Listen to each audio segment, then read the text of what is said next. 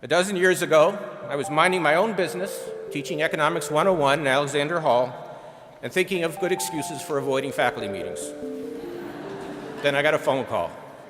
Ben Bernanke has chaired the Federal Reserve Board since 2006. He's expected to step down when his second term ends early next year, leaving a new Fed leader with some difficult decisions. This is Annie Lowry for the New York Times. Economics is a highly sophisticated field of thought that is superb at explaining to policymakers precisely why the choices they made in the past were wrong.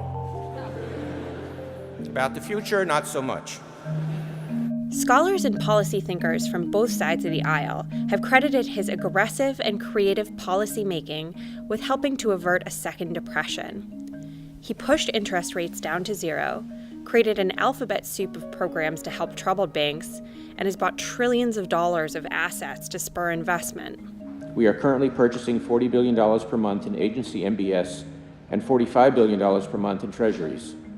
It will be up to his successor to unwind the Fed's extraordinary support for an economy that is still weak. Orchestrating the taper or reducing the Fed's pace of asset purchases will be one of the biggest challenges. Even mentioning the word taper has sent jitters through the markets already.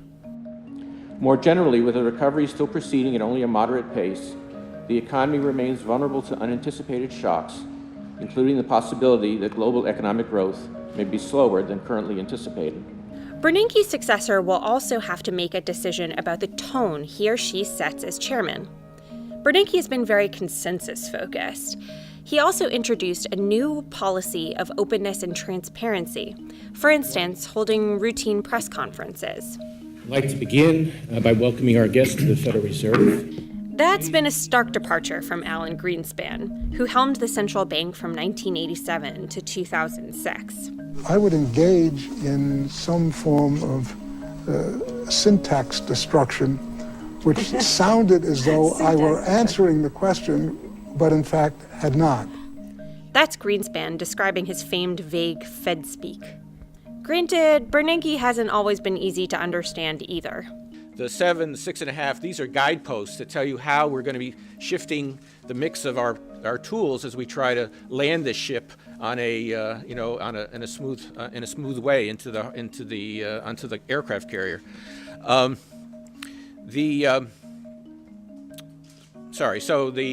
So far, there are two leading contenders for the job.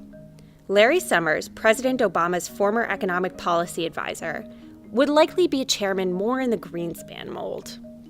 Janet Yellen, the vice chairwoman at the Fed, is likely to continue with Bernanke's commitment to open dialogue and a focus on the board rather than its chair. But the two hold a similarly dovish outlook. They're both very worried about unemployment and less concerned about the risks from inflation, so they would likely have a similar approach to the taper. Fed watchers say Bernanke's successor probably won't have as difficult a tenure as Bernanke himself. But for the new chairman or chairwoman, the road will be far from easy, trying to set policy with unemployment still uncomfortably high.